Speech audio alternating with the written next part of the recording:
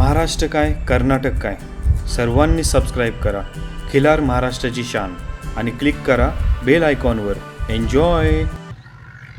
नमस्कार मंडळी, खिलार महाराष्ट्राची शान या यूट्यूब चॅनलवर मी सूरज देगे आपल्या सर्वांचं सहर्ष स्वागत करतो. काल आपण समडोळी गावातील चव्हाण कुटुंब यांच्या दावणीची एक खास मुलाखत पाहिली की बैलांच्या माध्यमातून आणि यंत्राच्या माध्यमातून शेती करणं याचे फायदे तोटे या संपूर्ण संदर्भातली ही डिटेल मुलाखत होती. पाहिली नसेल तर या व्हिडिओच्या शेवटी या मुलाखतीची लिंक आहे, डिस्क्रिप्शनमध्ये लिंक आहे. आता आपण समडोळी गावामध्ये आज आपण कोळी कुटुंबाच्या दावणीला आलेलो आहोत.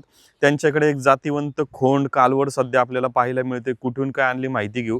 मालक, आम्हाला तुमचं संपूर्ण नाव, गाव, फोन नंबर आणि कुठं आहे तुमचं गाव माहिती द्या. आपलं नाव ओमकार नितीन कोळी, राहणार समडोळी. आपलं मोबाईल नंबर 74 98 63 10 33.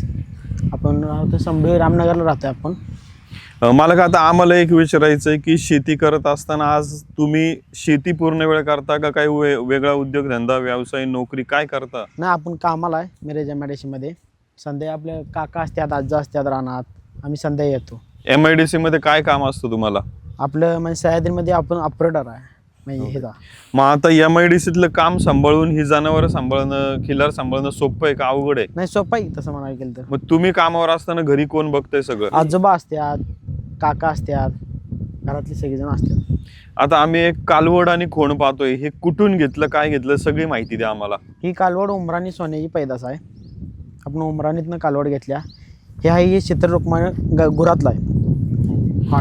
आता उमराणीच्या त्या सोन्या बैलाची तुम्ही ही कालवड घेतली, तर सोन्या बैलाची घ्यायची, मग ती निवडायची, किंवा आता बरीच बैल आहे, मग सोन्याची निवडून आणण्यामध्ये काय तुम्ही अभ्यास किंवा कसं निवडून आणताना काय गोष्टी बघता?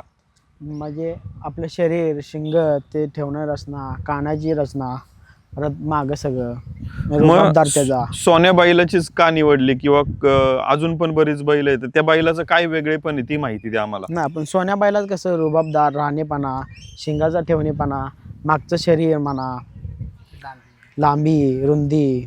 आता तसं पाहिलं गेलं तर एखादा बैल, आता तुम्हाला उमराणीचा सोन्या आवडतोय, मग तो आवडत असताना त्या बैलाची कालवड घेण्यासाठी मग कोणाची मदत झाली किंवा कसं मिळाली ही कालवड तुम्हाला? नाही, त्यांच्या मालकाचीच मदत झाली आपल्याला.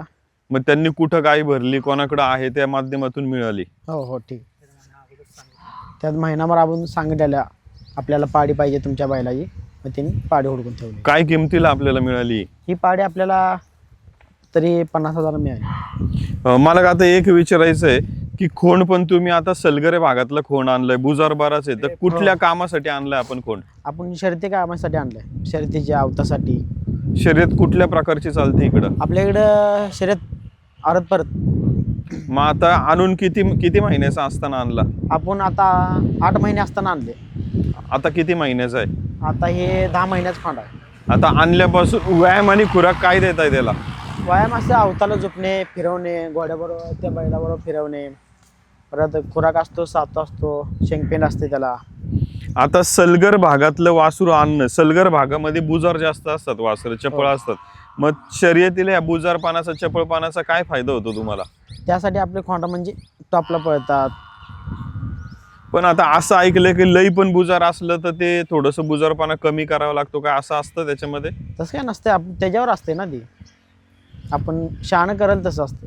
आता कालवड पण आहे, खोंड पण आहे, दोघांचा खुराक वैरण सेम असते का वेगवेगळं? सेमच असते. फक्त व्यायाम दोघांचा वेगवेगळा असतो? हिला व्यायाम म्हणजे संध्या आपण आल्यावर 1 किलोमीटर चालवून आणतो आणि त्याला काय बैलाबरोबर झोपतो आपण अवताला म्हणजे. आता आजोबा थोडेसे जवळ आहे, त्यांच्या जवळ आहे बाळा तू पण.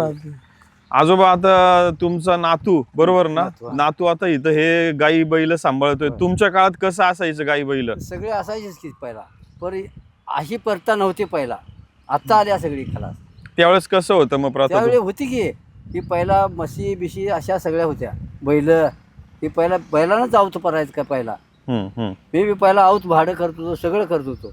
मग ते आता भाडं बंद झालं, ट्रॅक्टरमुळे भाडं बंद झाले, म्हणून आता हे असं नाद करत जायचं. मग आता शेती पण आहे तुमची? शेती मग शेतीमध्ये काय पीक असतंय? काय ऊस असतंय. मग ऊसाचं मग नांगरणी किंवा बाकीची कामं कशाने? बैलानं करतो, बैलांनी. ट्रॅक्टर आले आता. पण बैल एक ठेवलंय आम्ही अजून. मग एक बैल, त्याला दुसरं कोणतं झोपून त्याच्यामध्ये त्याच्याबरोबर करायचं असं आहे ते. मग दुसरं कोण देतंय बैल? अजून बैल आपण मित्रांचं मिळतंय कोणा ना कोणाचं. हा. मग आता हे कालवड आणि खोंड सांभाळलंय, चांगलं वाटतंय नातवानी. हो, चांगलं वाटतं की हे काम करून हे करतात आणि परत संध्याकाळी मग असं नाही वाटत की कामच कर, हे पण नाही, पाहिजेलच? नाही. काम करून येऊन हे करतात हे बी समाधान वाटतंय आम्हाला.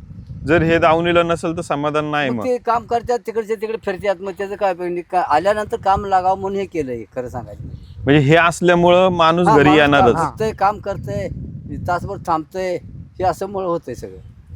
आम्हाला तुमचं पूर्ण नाव सांगा की. गोपाळा कल्लापा कोळी, समडोळी राहणार. मालक मंडळी, या आजोबांच्या माध्यमातून एक माहिती आपण म्हणजे बऱ्याचदा विचारायचो की आज त्यांचा नातू MIDC मध्ये काम करतोय. त्यांनी एक मुद्दा खूप चांगला सांगितला की नातू कंपनीत कामाला जातो ही चांगलीच गोष्ट आहे. गावाकडच्या भागात MIDC आहे, शहरीकरण किंवा उद्योगधंद्याला त्यांना वाव काही ना काही आहे. पण कामावरून झाल्यानंतर इकडं तिकडं जाण्यापेक्षा आपल्या दावणीला काहीतरी आहे, त्याचे वैरण, दूध असेल, हे असेल, खुराक असेल, त्या नादाने माणूस घरीच येतो. हे आजोबांनी खूप एक चांगला मुद्दा सांगितलाय.